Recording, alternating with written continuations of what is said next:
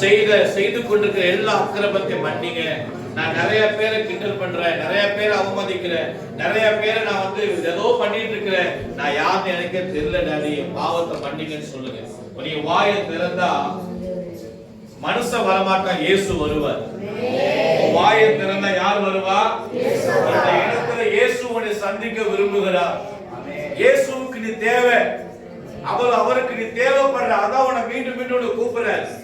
நீ உலகத்துக்கு உலக மனுஷன் இல்லப்பா, நீ எனக்குரியவன் இயேசு சொல்றார். கையை உயர்த்தி, ஆமாண்டவரே நான் உமக்குரியவனா மாற விரும்புறேன்ப்பா, நான் உமக்குரியவனா மாற விரும்புறேன் ஆண்டவரே.